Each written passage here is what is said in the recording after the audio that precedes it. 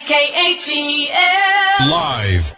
Nelson DeMille is actually on with us now. Nelson, thanks so much for joining us. Thank you, Mike. So, how are things going these days? Well, really well.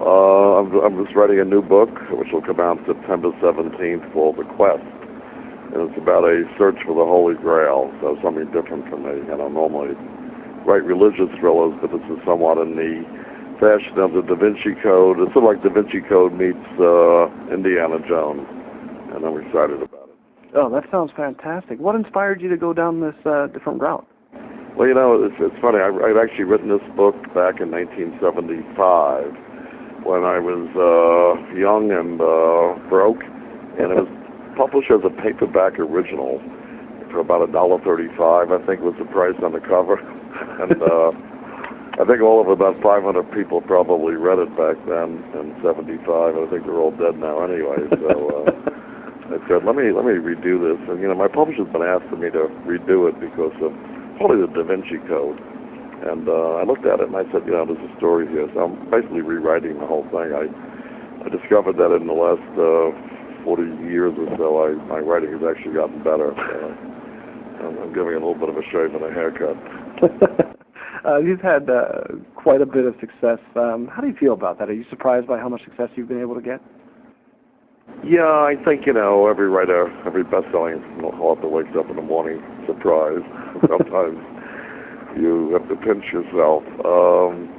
I was fairly lucky. I mean, I wrote these paperback originals way back in the 70s, but in 1978 I wrote a book called By the Rivers of Babylon. I'd only been writing about 3 years, which is not a long time, before you get success. And By the Rivers of Babylon was a hardcover, finally, and it was a Book of the Month for main selection, and Reader's Digest condensed, and we had a movie deal, and all of a sudden I went from, you know, barely trying to make a living to finally having some financial stability. And it's been that way ever since. So it's always a surprise when one of your books hits it big, but you just have to sustain it. I mean, I've been at it since, you know, since 75, and been pretty lucky and, you know, pretty fortunate, I think. And you know, I thank my fans every day, even if I don't thank them in person. I thank them because you can't have a bestseller without fans buying them. Absolutely.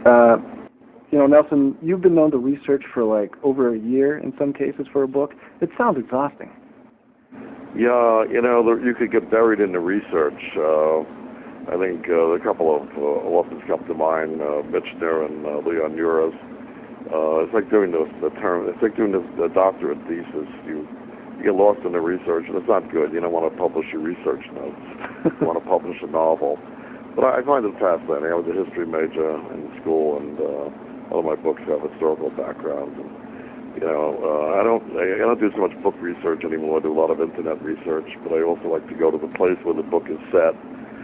So for some of my books, I've been to Vietnam, I've been to Belfast, and I've been to Moscow and Leningrad, the old Leningrad, and I think I'm going to set my next book in Tahiti and, to give myself a break.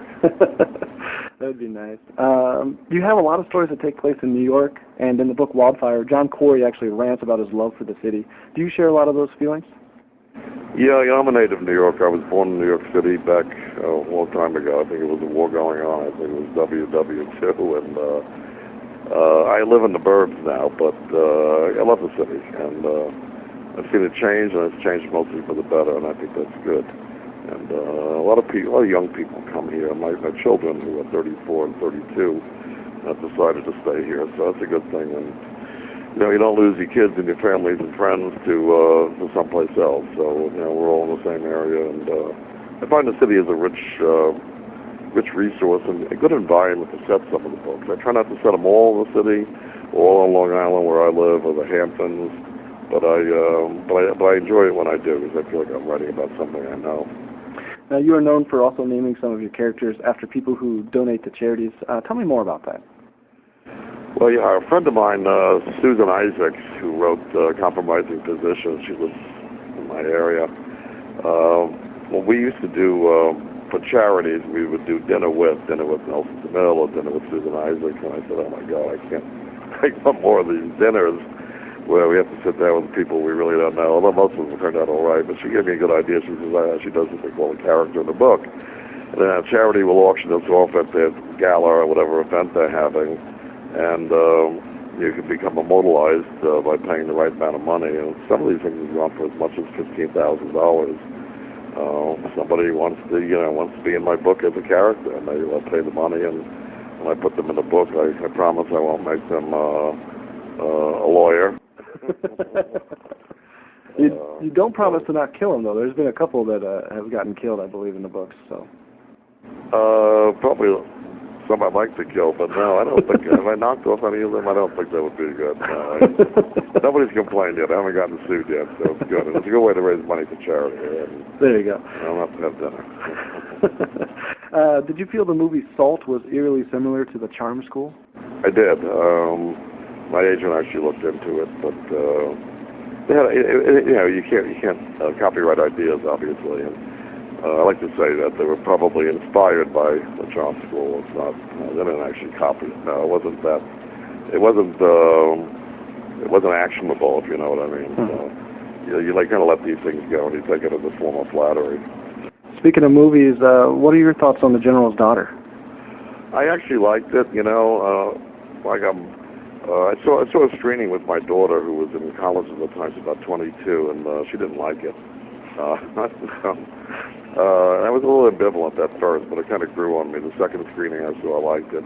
Then I went to the movies. I was in, I ended up in Vero Beach in Florida. And I went to see with a couple of friends. I wanted to see what the audience reaction was. And the audience reaction was good. I think they did a good job. And it was a good screenwriter and good acting by Travolta, as always. So I didn't, most authors have a lot of problems with it, but I didn't have a huge problem. Are there any books of yours that you would like to see made into a movie? Well, it's funny you said that, because I got a whole bunch of calls this morning. One of my books, Nightfall, is about the TWA 800 crash off Long Island in July 17, 1997.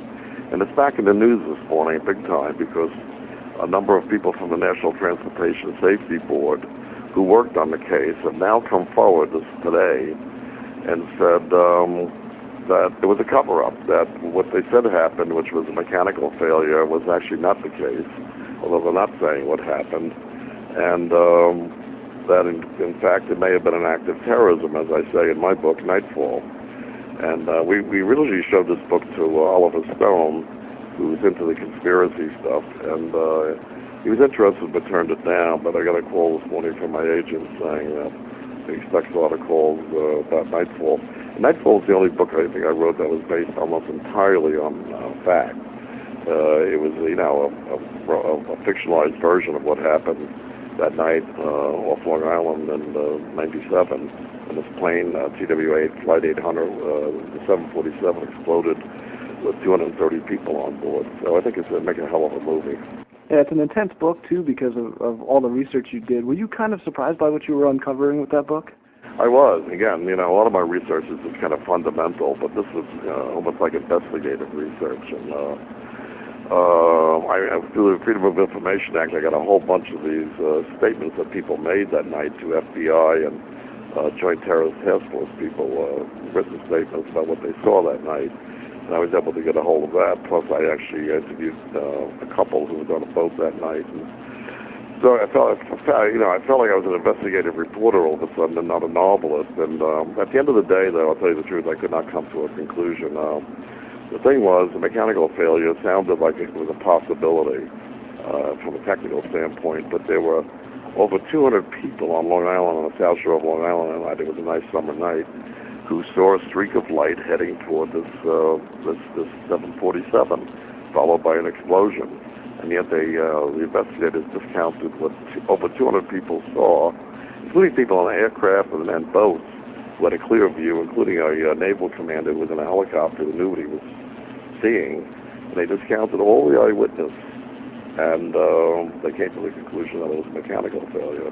So, I couldn't get to the truth, obviously, but nobody could at that time, but these fellows who had come forward from the National Transportation Safety Board were asking that the investigation be reopened, which I think is interesting. What's the future for you, Nelson? Well, after I finish The Quest, I have one more book in the John Corey series. That's my NYPD character who's joined the anti-terrorist task force as a contract agent, and then I am what they call out of contract. I don't know if that means unemployed or if that means retired or it means obviously they're going to ask me to go on, and I have to make that decision. So it's kind of an important decision, but that's maybe a year down the road. I'll cross that bridge when I come to it. You've had a very successful and long career. Do you have any advice for any aspiring writers out there? Well, I always say, if you feel like writing a novel, take 2 aspirin, lay down in a dark room, and just wait for the feeling to pass. It's a tough, but the nice thing is the thing you can do while you're still keeping the day job. And my advice is to read. It's always been my advice. You can't write unless you read, and you got to start with, the core curriculum, so to speak. Start with the classics. Start with Chaucer, and read mostly English classics, and that'll teach you how. It'll teach you how to do it, but it'll show you what's great and what's not great. Everybody from Gray and Green. I have a long list of authors I always tell people to read if they're interested in writing. And it's a tough, lonely business.